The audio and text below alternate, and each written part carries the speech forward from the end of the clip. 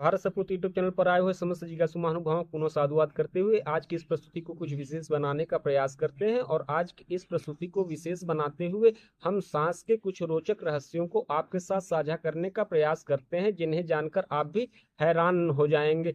तो ऐसे ही कुछ रोचक रहस्यों में, चूंकि सांस ही वह एक मूलभूत कारण है जिसके कारण से हमारा शरीर प्राण धारण किए हुआ है। प्राण को छोड़ दीजिए, हमारे शरीर के जितने अंग प्रत्यंग आदि हैं, यहाँ तक कि यह शरीर भी कौन धारण किए हुआ है? सांस, कोई और नहीं। तो सांस में बहुत सारे रहस्य यूं ही छुपे पड़े हुए हैं। हम में से बहुत सारे लोग योग आदि का, प्राणायाम आदि का निरंतर अभ्यास करते हैं, किंतु सांस और समय के रोचक रहस्य से वो वंचित रह जाते हैं, क्योंकि वो स्वयं में शोध नहीं करते। वो किताबों में और बाह्य जगत में इसका शोध और अध्ययन करने में लग जाते हैं। जबकि एक योग साधक और अभ्यासी के लिए आवश्यक है कि उसकी अंतर यात्रा आरंभ हो। अंतर यात्रा में उसे वो सब कुछ प्राप्त होगा जो उसे बाह्य जगत में, बहिर्यात्रा में प्राप्त हो रहा है। जिन साधनों को, जिन संसाधनों के माध्यम से वो अपने जिज्ञासा को शांत करने की कोशिश बाह्य जगत में भटकते हुए कर रहा है, उसी जिज्ञासा का उत्तर उसके अंतर जगत में पड़ा हुआ है। किंतु देरी कहाँ है? अंतर जगत की यात्रा की। तो हम सभी योग साधक, योगाभ्यासी, प्राणायाम आदि का अभ्यास तो कर रहे होते हैं, किंतु सांस और समय में छुपे रहस्यों को नहीं जान पाते। आप केवल खोजी बन जाइए और थोड़ा सा गौर अथवा निगरानी करिए कि आपके शरीर में आपके द्वारा किए गए क्रिया प्रतिक्रिया का क्या परिणाम उत्पन्न हो रहा है। हमारे और आपके द्वारा जो क्रिया अथवा अभ्यास किया जाता है, उस क्रिया और अभ्यास का परिणाम प्रतिक्रियात्मक स्वरूप होता है। सांस से तो हम सभी चिर परिचित हैं, किंतु इसके रोचक रहस्यों को कोई बिरला ही जान पाता है। तो चलिए इसके कुछ रोचक रहस्य को आज की इस प्रस्तुति में आपके साथ साझा करते हैं। और यह जो ग्रह, नक्षत्र, तारे, सितारे अपने अपने स्थान पर स्थित हुए गति कर रहे हैं, यह जिस बल से गति कर रहे हैं उसी बल को सांस कहते हैं। यह कुछ और न होकर सांस का ही बल है, जिसे आपके वैज्ञानिक गुरुत्व बल का कारण मानते हैं। गुरुत्व बल भी आपके विज्ञान के लिए एक चुनौती बना हुआ है। विज्ञान ने फोर्स को, बल को 4 भागों में विभाजित किया और गुरुत्व बल को सबसे कमजोर बल की संज्ञा में सबसे अंत में रखा। तो गुरुत्व बल के इस रहस्य को समझने के लिए सांस के रहस्य को जान लेना परम आवश्यक है। सांस का भी अपना एक गुरुत्व बल होता है। यकीन ना आए तो आप एक बार सांस को अंदर अथवा बाहर रोक दीजिए, फिर आप देखिए एक गुरुत्व बल स्वतः ही उत्पन्न होगा। यदि आपने बाहर छोड़ रखा है, बाहर रोक रखा है, इससे हमारे शरीर के अंदर आकर्षण गुरुत्व बल उत्पन्न होना आरंभ हो जाएगा। और जब तक आप अपने सांस को यथावत रोके रहेंगे, यह गुरुत्व बल बलवती होता चला जाएगा। एक समय ऐसा आएगा कि आपको अपने सांस को छोड़ना ही पड़ेगा, और जो ही उस समय यह श्वास को धारण करेगा, उसी आकर्षण गुरुत्व बल के कारण और उतने ही फोर्स के साथ जितना इसका गुरुत्व बल आपने रोककर अंदर से इसे तैयार किया है। अब आप इसे तो बाहर जब रोके हैं वैसी अवस्था में हुआ, वहीं आप इस सांस को यदि अंदर रोक देते हैं तो प्रतिकर्षण गुरुत्व बल इसका उत्पन्न होता है, और इस प्रतिकर्षण गुरुत्व बल से यह सांस को बड़े वेग से बाहर फेंकने की चेष्टा करता है। यह सांस का ही गुरुत्व बल है जो कि ब्रह्मांड में भी सारे ग्रह नक्षत्र को इसी प्रकार धारण किए हुआ है। तो चलिए इन सारी चीजों को, इन रहस्यों को और सुगम तरीके से जानने से पहले नितांत आवश्यक यह है कि हम सांस के अर्थ, उसके स्वरूप को पहले जान लें, तभी इन चीजों की सार्थकता हमें समझ में आएगी। अन्यथा आपको हमारी ये सारी बातें कोर कल्पित ही लगेंगी। तो नितांत आवश्यक क्या है? सांस का अर्थ और उसके स्वरूप को आपको जानना।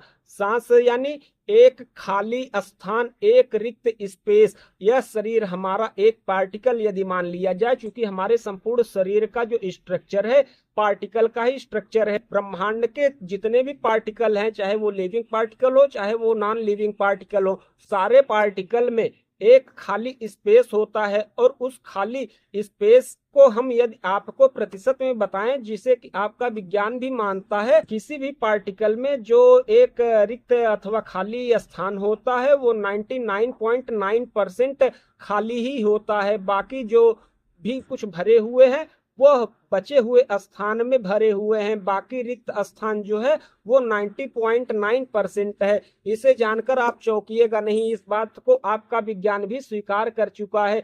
सो वही दशा हमारे शरीर की भी है। हमारे शरीर में भी ऐसे ही बहुत सारे रिक्त स्थान हैं, जिसे हम अपने कई परिस्थितियों में एक वैक्यूम के माध्यम से, माने यह एक निर्वात की स्थिति का नाम ही सांस है, अर्थात कि खाली स्थान। जैसे एक भरी हुई टंकी को देख लीजिए, उसमें कहीं से आप लीक कर दीजिए तो वो खाली स्थान जो कि वायुमंडल स्वरूप उसे प्राप्त हो रहा है, इतना बड़ा सा क्षेत्र उसे लगता है कि भरना चाहिए, तो वो छोटे से छिद्र से इस वायुमंडल रिक्त स्थान को भरने का प्रयास करता है। परिणाम यह कि वह टंकी खाली हो जाती है। सो हमारे इस शरीर में जो खाली स्थान यानी रिक्त स्थान है, जो कि शरीर में कल्पित किया गया है आकाश से, जो कि आप चिदाकाश आदि के नाम से अवगत ही होंगे। जब ध्यान की अवस्था में लोग कहते हैं हृदय आकाश में ध्यान लगाइए, मानस पटल मस्तिष्क के आकाश पर ध्यान लगाइए, भूमध्य में आकाश को भी कल्पित किया गया है, इस आकाश पर ध्यान लगाइए, सब यही स्थितियां हैं। तो शरीर में भी आकाश की स्थिति है, इस माने खाली स्पेस की। ब्रह्मांड में भी आकाश की स्थिति है, जो ब्रह्मांड में है वह शरीर में ही है। तो यह खाली ब्रह्मांड आकाश में ग्रह तारे सितारे सब कुछ स्थित है, लेकिन इसका इतना बड़ा विस्तार एरिया है कि जिससे पार पाना विज्ञान के लिए भी चुनौती बना हुआ है। वहीं बात कर ले आपके शरीर में इस खाली आकाश अथवा स्पेस की, उसकी भी वही स्थिति है, कुछ और नहीं। आपको जानकर हैरानी नहीं होनी चाहिए कि आपको समूचे जगत में जो कुछ भी दिखाई आपको दे रहा है इन खुले आंखों से, वो पार्टिकल फॉर्म में ही आपको देखने को मिलेगा, किसी अन्य फॉर्म में आपको देखने को नहीं मिलेगा। पार्टिकल फॉर्म ही दिखता है, बाकी अन्य फॉर्म हमें नहीं दिखेंगे। अन्य फॉर्म तो हैं, लेकिन पार्टिकल फॉर्म ही प्रकट होता है। जो प्रकटीभूत है वो पार्टिकल पार्ट है। तो वैसे ही हमारा शरीर जो कि प्रकटीभूत है, यह आपका पार्टिकल पार्ट है इस ब्रह्मांड का। तो इस शरीर को यदि एक पार्टिकल मान लिया जाए, तो इस शरीर में भी 99.9% हिस्सा इसका खाली ही मिलेगा, क्योंकि शरीर की संरचना ही कोशिकाओं से हुई है और समुचे कोशिका में यह रिक्त स्थान है। तो आशा करते हैं कि शरीर के स्ट्रक्चर और उसके खाली स्पेस से आप अवगत हो गए होंगे। तो हमारे शरीर में जो यह खाली स्पेस है, वायुमंडल में जो वायु प्रवाहित हो रही है, वह खाली स्पेस और वायु का एक बल होता है। वो जो ही खाली स्पेस खाली स्थान कहीं देखता है, उसमें प्रवेश करने का यथा प्रयास करता है। तो वह श्वसन प्रश्वसन जो हमारा हो रहा है, तो वह वायु के उस बल से इस शरीर के खाली स्पेस में भ्रमण उसे पूर्ण करने के लिए अंदर प्रवेश करता है। किंतु अंदर का जो वैक्यूम है, उस फोर्स से इस वायु को पुनः बाहर निकलना पड़ता है। यह रहा हमारे श्वास और प्रश्वास के आवागमन का रहस्य। श्वास और प्रश्वास के इस आवागमन का जो मूलभूत बल है, वही बल गुरुत्व बल कहलाता है। और यह गुरुत्व बल दो तरीके से काम करता है, आकर्षण बल और प्रतिकर्षण बल। तो आशा करते हैं कि आप लोग सांस के स्वरूप से अवगत हो गए होंगे। सांस कुछ और न हो के एक रिक्त स्थान है, जिसमें वायु निरंतर प्रवेश करने का प्रयत्न करता है। क्यों प्रयत्न करता है? क्योंकि वायुमंडल में जो वायु प्रसारित हो रही है, जो प्रवाहित वायु है, इनका एक अपना बल होता है। ये जहां भी खाली स्थान देखेंगी वहां प्रवेश करने का प्रयास करेंगे। किंतु शरीर के अंदर जो अपना खाली स्पेस वैक्यूम का बल जो ही उसके साथ टकराता है, उस वैक्यूम के बल से इस प्रवेश हुए वायु को पुनः बाहर निकलना पड़ता है। यही कारण है कि हमारे सांस का आवागमन निरंतर हो रहा है।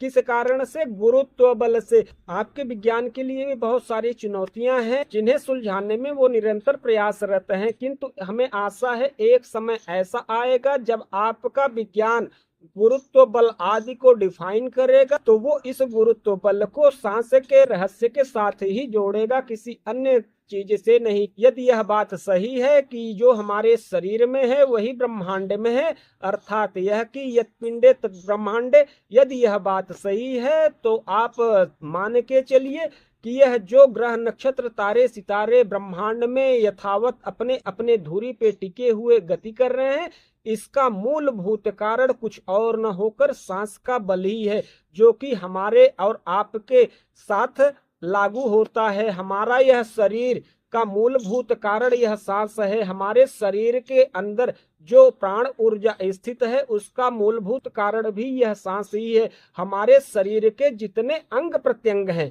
उनको भी यह शरीर के अंदर इस शरीर से जोड़े हुए अगर कोई कारक तत्व है तो वह यह सांस ही है। इसको ऐसे समझिए कि जैसे एक डेड बॉडी यानी मुर्दा शरीर और एक जीवित शरीर। तो आप देखिए मुर्दा शरीर में सांस का आवागमन नहीं हो रहा होता है, माने वायु का आवागमन रुका हुआ है, यानी सांस रुक गई है, सांस का अस्तित्व तो समाप्त हो गया है। तो इस मुर्दे शरीर में सांस के आवागमन न होने के कारण ही इस शरीर को प्राण ऊर्जा ने इसका परित्याग कर दिया है।